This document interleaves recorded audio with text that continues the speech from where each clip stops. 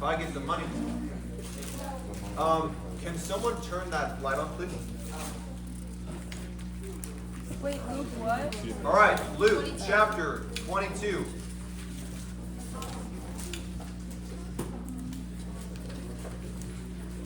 All right.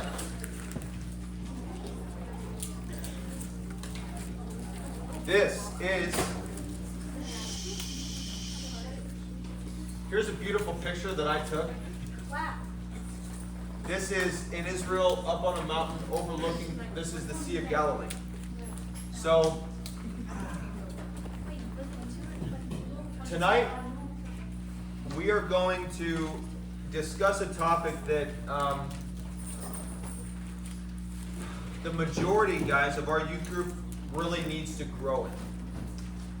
Okay? I'll say that again since you look puzzled, like, what? We're going to discuss a topic that the majority of our youth group really needs to do better at. And a topic that we, in general, as a youth group, do not practice well. And that is the topic of having a servant's heart. Was that like a, I'm guilty? Yeah. Okay. Got it.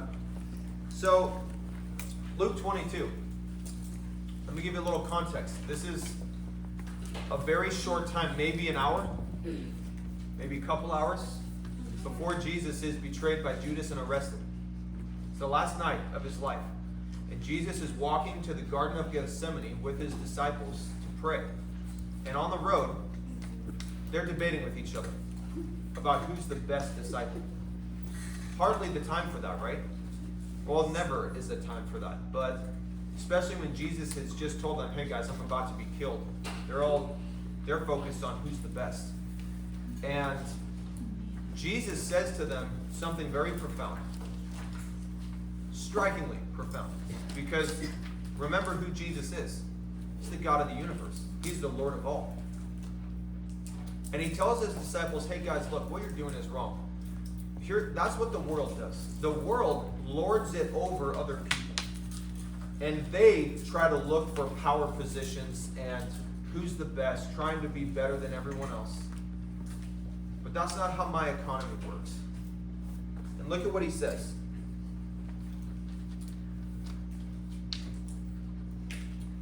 Verse 26, but not so among you. On the contrary, he who is greatest among you, let him be as the younger, and he who governs as he who what? Serves. So you want to be the best? Have the heart of a servant. But then Jesus says, look at, and this is the key. This is our verse for tonight. Luke 22:27. For who is greater? He who sits at the table or he who serves? What's like the obvious answer by, worldly standards? The person who's sitting at the table, who's being served, they're the one that's quote unquote greater, right? Is it not he who sits at the table, Jesus says? And then look at this statement, and if you have your own Bible, you should underline, highlight this statement. Jesus says, yet I am among you as the one who serves. That's our verse for tonight, guys. Yet I am among you as the one who serves. Many of you who have been with me on mission trips or other places, you've heard me say that many times. And sometimes you're probably thinking, that just came out of nowhere. What are you talking about? Now you know. Those are the words of Jesus. Remember who Jesus was. If anyone had the right to be served by others, who was it?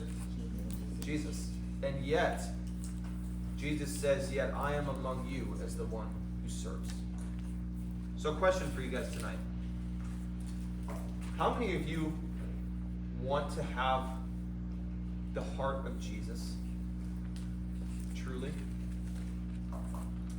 Here's the first point for tonight.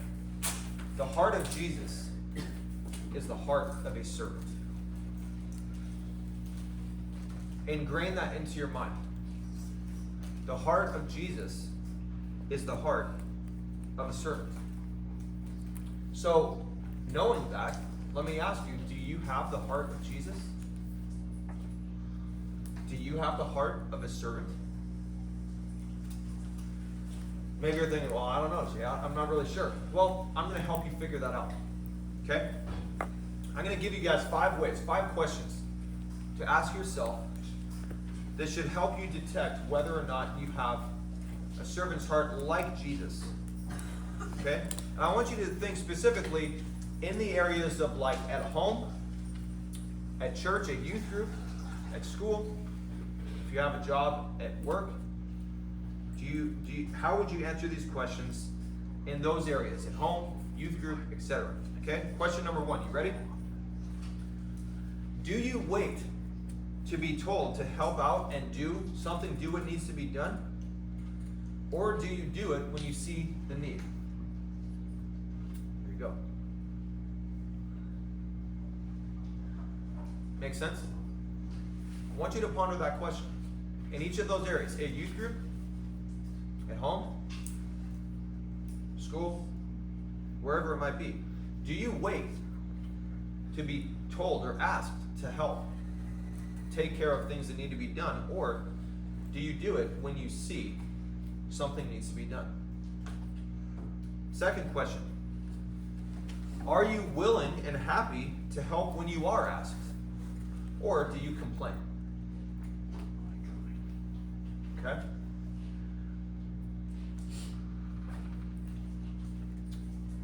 All of us have done this part, right? Complained when you're asked to help. All of us have done that. Okay?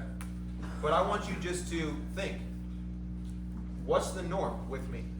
When I am asked to help, whether it's by my parents, my youth leaders, my teachers, whoever it might be, am I willing and happy, ready to serve when they ask? Or maybe even I do it, but on the inside I'm just grumbling and complaining. I want you guys to think for a minute of what you are communicating when you have a complaining attitude like that. A bad attitude to help serve. You know what you're communicating? My time is more important than to do these menial tasks. You're communicating that whatever the task is that needs to be done, it's beneath you. And it's not important enough. What you have to do is more important. Third question.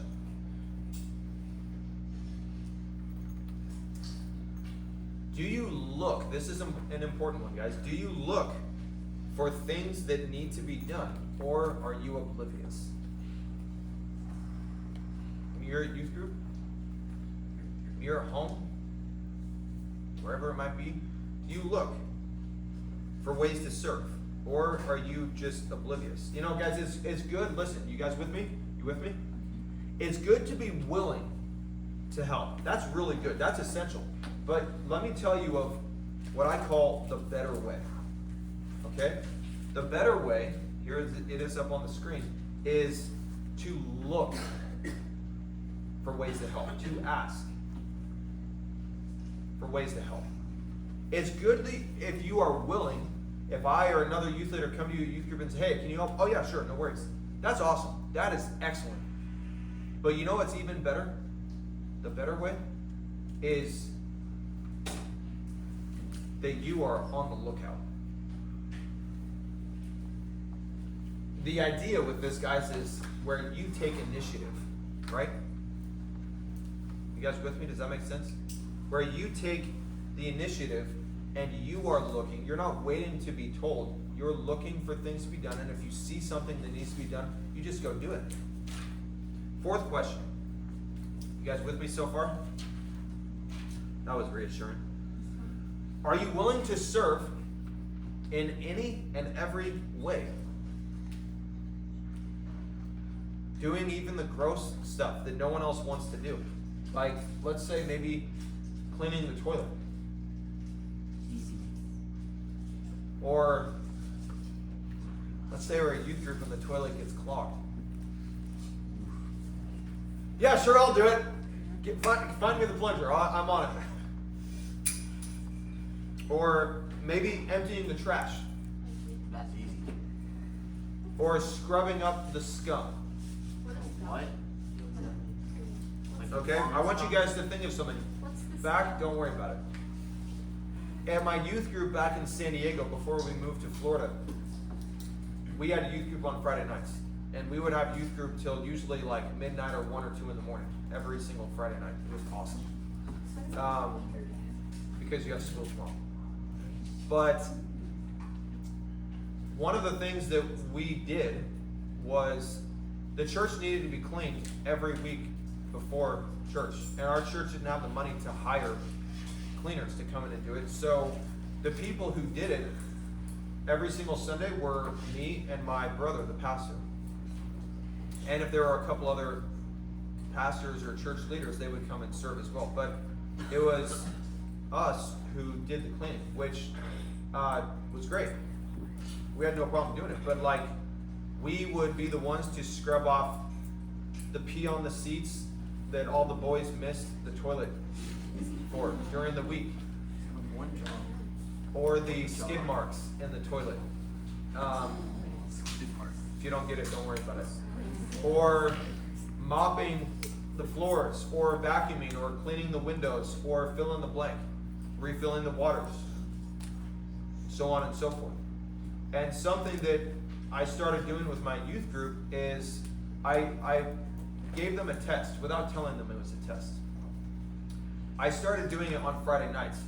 After our Bible study, we usually would finish Bible study around 9 or so and then hang out for the next like 4 hours or something. And so around like 10, 11 at night, I would say, hey guys, I'm going to clean the church so we don't have to be here even earlier on Sunday morning and do it. Anyone who wants to come help me, that's where I'll be. And at first, it was no one. And then it was Sergio, one of my high school boys. And then with him was Seabass, Siggy. That was my nickname for him. And then it was Nick and Luke and Dylan and several. You know, come to think of it, a lot of times the girls never offer. It was usually the boys. That's not true. I was leaving. Just kidding. There were girls that helped. But you know what was amazing, guys, is sometimes I would say, hey guys, we're taking the next 30 minutes and we're all cleaning the church. Oh, Jay, come on. Whining, complaining. Very few would be like, bet, here we go, let's do it. And they just jump up like Sergio. Kid blessed me so much. Hands down, every single time I ask him to help, oh yeah, I'm there, Jay. And we just go and just get it done. And it was awesome. And without telling them it was a test, it was like a couple year-long deal where we did. Actually, it was several years that we ended up doing that, where most Friday nights I would just start, and sometimes I wouldn't even tell them I'm going to start serving. Sometimes I would just leave the room and just start cleaning. And then eventually they'd be like, where's Jay? And Sergio or someone would come down, look down the hall, look around, find me, and then I wouldn't even need to ask him to help. He would just start doing it. And we started having several youth group members that developed the heart of Jesus, which is the heart of a servant. Regarding this question, I want you to ask yourself a follow-up question. Is there any task that is beneath you? The obvious answer is no, but I'm not asking necessarily, is it a true or false statement? What I'm asking is, what is your mentality? Do you view certain tasks as like, no, dude, I'm not doing that. That's gross. That's sick. That's beneath me. Okay? Yeah? If there's anything that comes to your mind that you say, yeah, that act of service is beneath me, you got to change your mentality. Because that's not the heart of Jesus. Fifth question. Are you willing to serve when it's inconvenient for you? Or is your focus all on, I'll do it when I feel like it or if I feel like it, when it's convenient for me? Are you willing to temporarily set aside your plans, your agenda, and serve when needs arise. And check this out, guys. Even give up some of your fun time to serve. Time that is like, man, I'd way rather be doing this, but I'll give up this time to serve. Let's say, as an example, what that could look like is a youth group. When it's like, man, we just got done with study, we got like 45 minutes more youth group, I want to hang out with my friends and stuff, but there's also stuff that needs to be done. Am I willing to sacrifice some of my fun time to serve? How about at home? Man, I just really want to be watching this show or this movie. I really want to be gaming around. I really want to be fill in the blank. That's fun for me. Going and doing the dishes for my parents isn't fun, but it needs to be done. Am I willing to do acts of service when it's inconvenient for me? Now, I'm not saying you obviously need to prioritize, have the right priorities, right? So if you have a test tomorrow and you really need to study for it, assuming you haven't been procrastinating, and that's what you need to be doing right now is studying for your test. And if a certain chore, if your parents aren't requiring you to do it now, but it can be done tomorrow after school, and they're okay with that, then you obviously need to have the right priorities, right? But guys, here's another important point for tonight. A major enemy to having a servant's heart is focusing on yourself.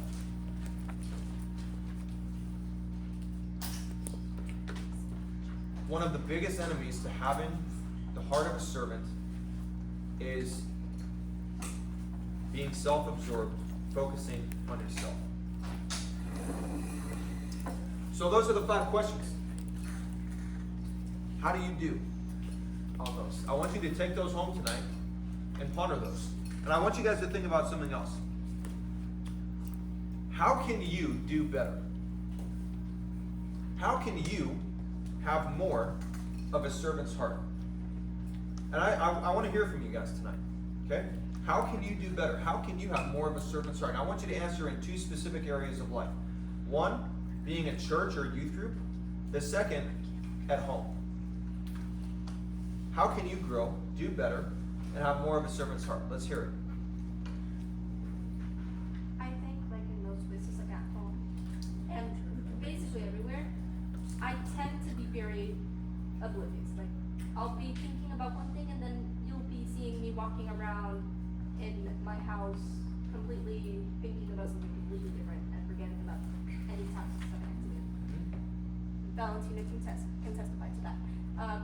So because of that, I think that I definitely need to try doing my best to look for things to do for others. Because it's easy when somebody comes up to you and is like, hey, do you want to do this? And it's easy, you obviously say, yes, of course. But when you actually look for things to do, it gives a different kind of touch to it. Like, they were actually looking to help you, you know? And I think that's a really good thing, and I definitely need to work on that. Yeah, good. Thanks for sharing. I'd say honestly you need to pray about Can you guys all hear Savannah? No. No. Okay. First thing is pray about it and ask people to hold you accountable. And specifically at home, you can set time limits for different things to keep your priorities straight, and ask your parents or anybody what you can do for them. And if you're not doing anything, so going on the phone, go see if anything needs to be done. And then at church, just instead of talking to your friends, obviously socialize, but when you're done, see if anything needs to be done. And there always is. Yeah. Wyatt, are you going to hold her accountable at home to do that? What she just said? You didn't hear her. She was too quiet. It's more Yeah. time management and actually doing what I'm saying to do. Okay, explain. When I say I'm gonna make payments for stuff, actually doing it. Yeah, we have that on record now. Thanks. Good. Anything else? else? Anything else? I think I'm a pretty helpful person. Okay, cool. James, I didn't want to cut you off if you had more. Offer to help Where? anywhere you can. Okay. To serve without expectations of receiving something back. Mm. Yeah. Yeah, that's a great point, guys. I used to run a youth center where we would bring in after school kids from just our town in San Diego, middle and high schoolers, and this massive, really fun place. And we were Christians, though a lot of the kids that came weren't Christians. We used it as an outreach opportunity to bring kids to Christ. And so we would have this thing where it would be like time to serve, and the vast majority of the kids, every time it was like, hey, there's things that need to be done, trash taken out, or the windows cleaned, or this or that, kids would be, oh, hey, Jay, I'll help. I'm like, and I know exactly why he's offering to help, and I'm like, cool, thanks. And so he helps, and then he's like, at the end of it, he's like, okay, what snack do I get from the drawer? And I'm like, so I would just love to mess with him and be like, what do you mean, what snack?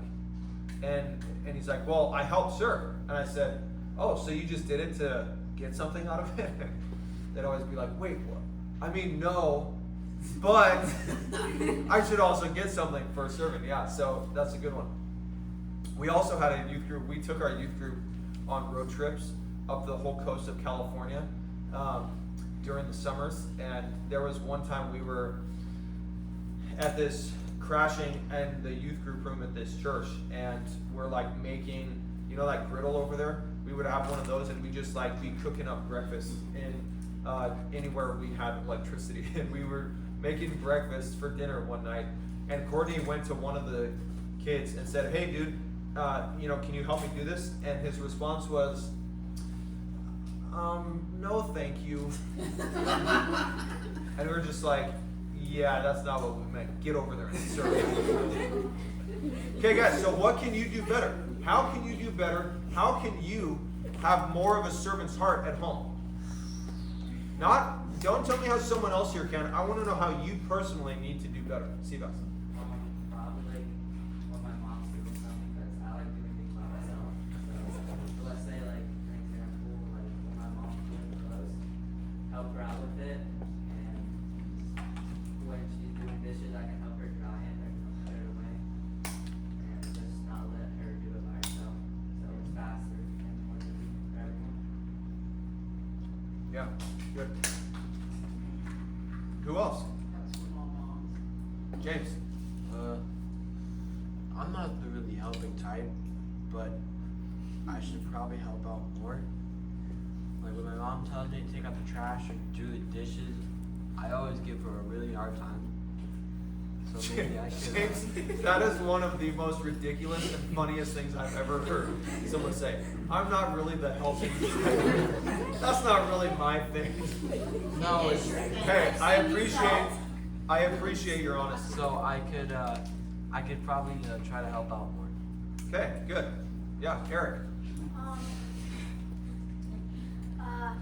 Well, like, what's weird is I don't like helping, like, for myself, but I will help anyone else except myself. Okay, what do you mean by that? Can you explain a little bit? Like, when my mom, when my dad says, go mow the lawn, I'll be like, I don't wanna. But when my friends are like, can you help me with this, or can you help me with that, I'll just be like, sure. All right, so why do you think that is? How can you change that attitude? Help with both. Okay. I mean, yeah, that's good. But how can you change the attitude so that it's not, I don't want to, yeah, sure, I'll help. Oh, I know.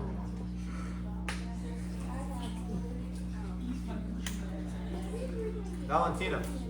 So, for me, it's not like I hate to help, teenage emo vibes. No, it's just that I just have one thing in my mind. I'm like this.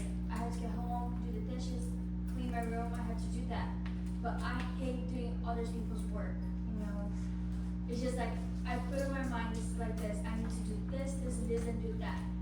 So I have a list on my mind of things that I have to do.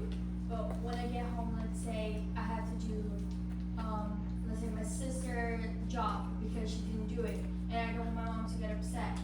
Or my dad didn't do this, and I know my mom's coming home tired from work, or my mom didn't do this, and my dad's coming, so I just pick up other people's stuff to do, and just it pisses me off, you know, and I complain a lot. Like, cause I'm the only person in this house that does anything. Come on, you know, like mom vibes. But it's real. So I'll be picking up, let's say, my sister's shoes that she left them literally where we go to her rooms and throwing there, saying, you don't do anything on this house, you know? It's just like, I don't know how to change it because I'm like doing my stuff, but I have to do other stuff as well. It's just like, no. I'll tell you the secret how to change that mentality in a minute. Thank you for sharing. Amanda. Okay, so like I'm helpful, but I don't like doing the chores that I guess like get my hands dirty. Like I'm very like I don't like outside work. Like I'm more like laundry. Like I can totally see that. like and like it's not that like I'm opposed to like helping out. I just like don't like like for instance doing like James's job, like he mows the lawn and like I don't want to do that. So like Okay. I guess like have a change of like mentality. Jokes on you, I get paid to do that. All right. Anybody else? Like jobs. Sergio, what about you?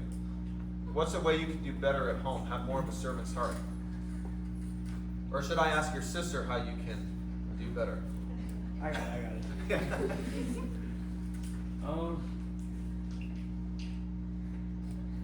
Maybe. I'm gonna qualify for this one. I'm qualified for this one. Wait, but Gabe doesn't live with you. You can guess. So think about it. Think about it. Go home and think about it. Each one of you guys, go home and think about it. Okay? What chores need to be done at home A lot. consistently? A lot. No, not. I didn't ask how many. I said what. Oh, too many. Dishes, trash, vacuuming, mopping, laundry, lawn, dusting, Homework. cooking, cleaning, all kinds. Listen up, listen up. So, how many of you guys, by show of hands, I don't want to know what it is, but how many of you, by show of hands, have a schedule that your parents give you of what days you have to do certain chores, or you divvy up who does what chores? Okay? So, I want you guys to think about something. Doing chores that need to be done, not waiting to be told by your parents, or not waiting until it's your turn. Let's say if you rotate with siblings or your parents, like, hey, you do dishes Thursday, they do it the other days or whatever. Guys, you know what the better way is? Remember what I told you guys, what I call the better way? The better way is, listen, if you see a need, just do it. Take care of it. Thanksgiving is next week. So for those of you guys who your families celebrate Thanksgiving, I want you to think about something. Who is it at your house that makes all of the food on Thanksgiving? Mom, dad. Okay. Listen. How many of you in your homes, it's your parents that do the cooking for Thanksgiving? Okay. Now question. Typically on Thanksgiving, who does the dishes and cleanup?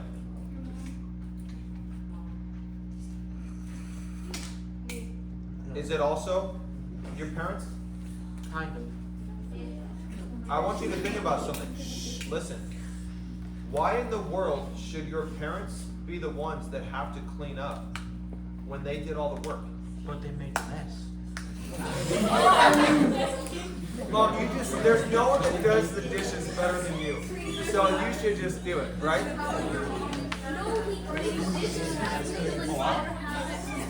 All right, listen up. Second category. How can you, I want to hear from you, how can you do better and have more of a servant's heart at youth group? On Sundays or on Wednesdays in the homes that we have youth groups? Eric. I mean, I already have to do it, but like at my house, but When like, we have youth group at your house? yeah, Okay. but like clean up the water bottles and all the plates. Okay. Huh. Why do you have to clean up a bunch of water bottles and plates when it's at your house? Cause you guys leave it all here.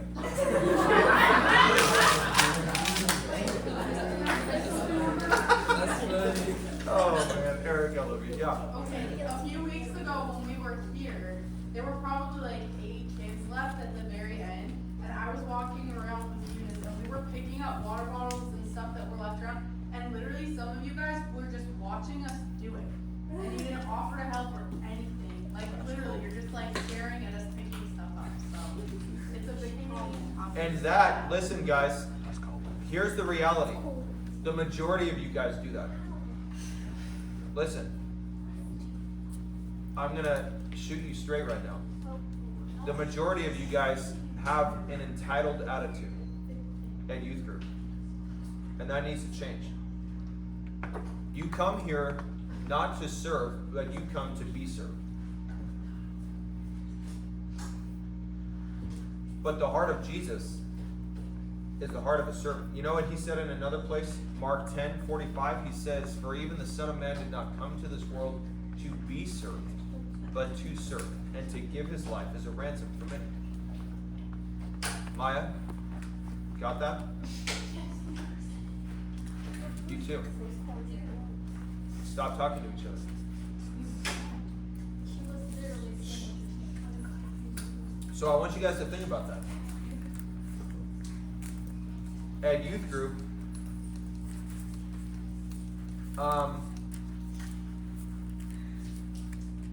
almost every week,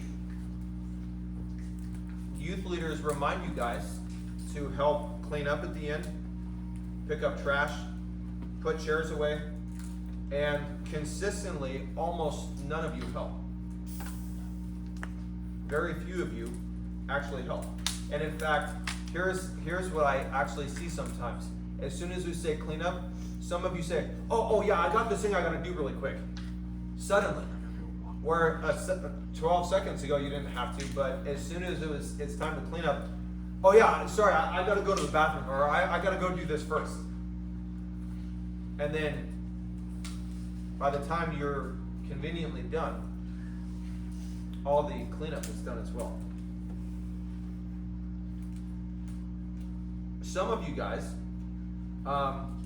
Eric already ratted you guys out, so I don't need to talk about this much, but some of you guys, you just leave your own mess, okay? You don't even pick up your own trash.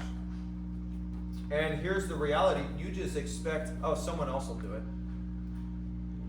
And maybe some of you don't do it with the mentality of like, oh yeah, someone else will do it. Maybe you do intend to do it and you just forget that it's there. But that should cause you to wonder, well, where's my focus then? If I don't even pick up after myself, and then someone else ends up picking up after me all the time, where's my focus?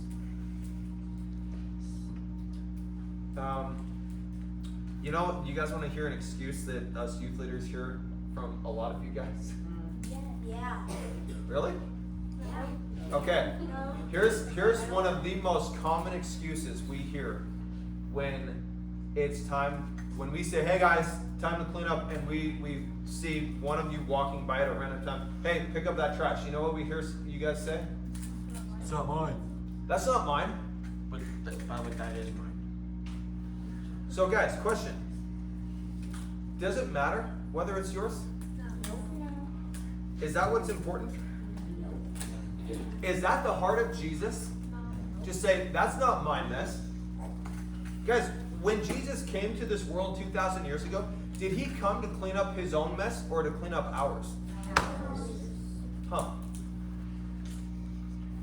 So think about that. If we're trying to follow the example that Jesus set, then shouldn't we be willing and ready to help clean up other people's mess if we see a need and it needs to be done? Yes? No? Yes.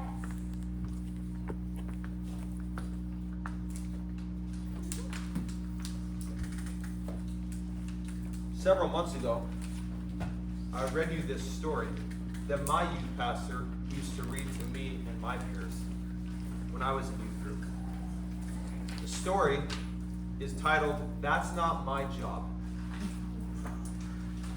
This is a story about 4 people named everybody, somebody, I think you told us. anybody, and nobody. There was an important job to be done, and everybody was sure that somebody would do it. Anybody could have done it, but nobody did it. Somebody got angry about that because it was everybody's job. Everybody thought anybody could do it, but nobody realized that everybody wouldn't do it. It ended up that everybody blamed somebody when nobody did what anybody could have.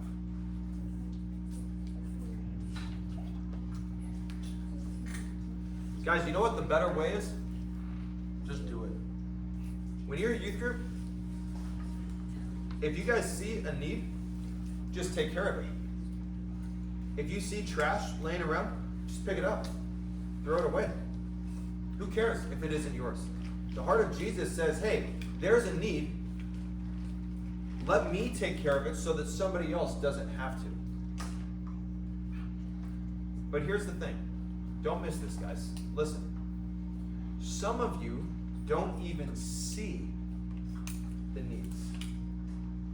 Listen, I'm going to say that again. Some of you, you don't even see the trash or the trash bag that's full that needs to be taken out, or the bottles that need to be picked up, or the chairs that need to be put away. You don't even see the needs because your eye is not trained to see the needs. And it could be for a number of reasons. One, it could be because you're just focused on yourself, your own little world, that you miss a lot of the needs. Guys, here's the reality. Every Wednesday night, every single Sunday, there's a lot of needs. And here's the thing. My last point for tonight. You need to train your eye to see the needs. You know how you do that?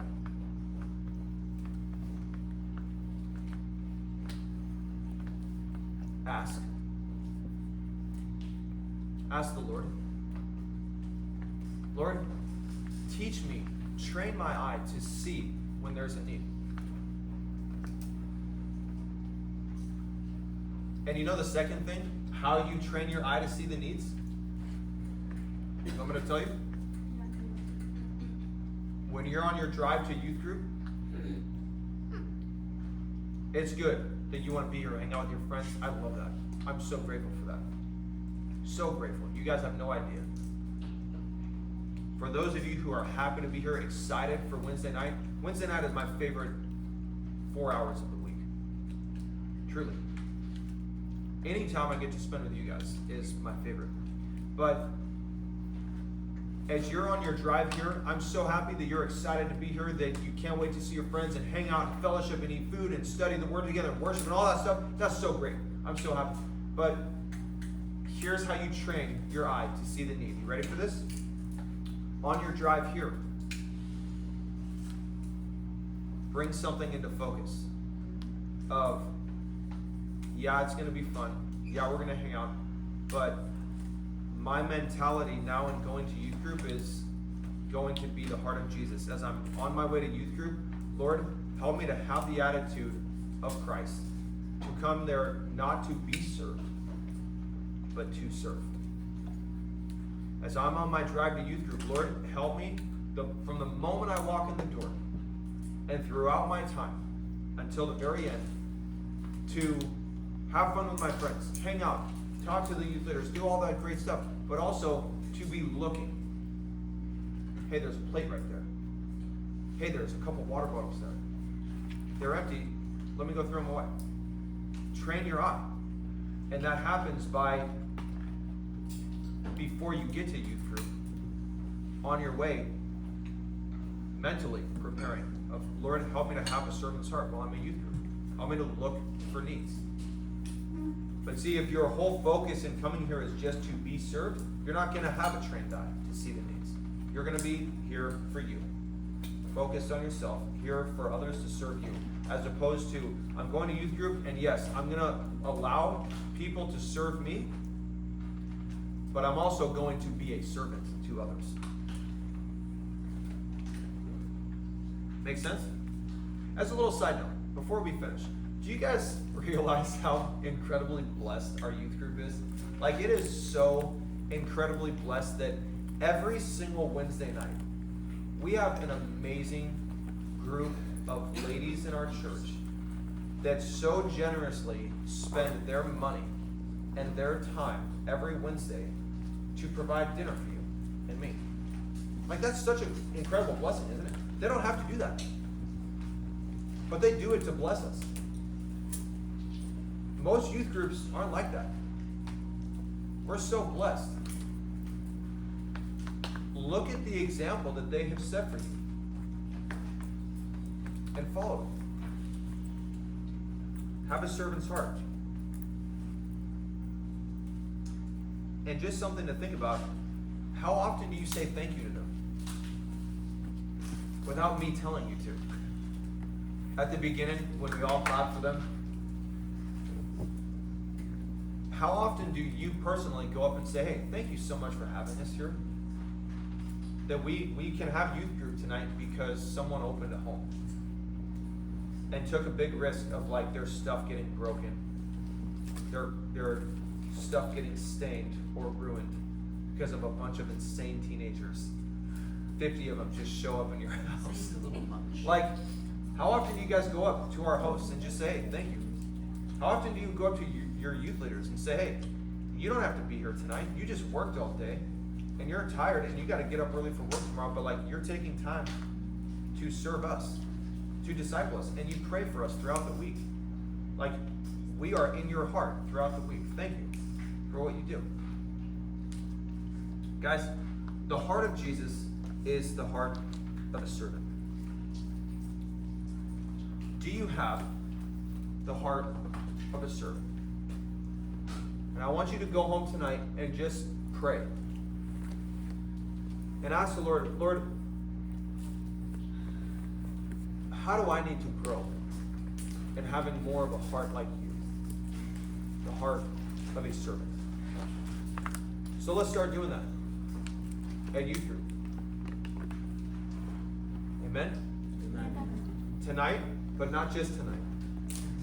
Let's do it next Wednesday. Let's do it this Sunday. Let's do it every time we're a youth group. Those of you going on the ARC trip, let's do it the entire weekend. Amen? Lord, I thank you for giving us your word. I pray that you would just help us to have more of the heart of Jesus. And we thank you that you've set an amazing example for us. And Lord, help us not to have the mentality, well, that's not my mess. That's not my trash. Because you came to this world to clean up our mess. You didn't have a mess of your own. You laid your life down to clean up other people's mess. So help us to have that same heart. Help us not to think too highly of ourselves, but to have the humble attitude of a servant. Thank you, Lord. In Jesus' name. Amen. James, can you hand the video?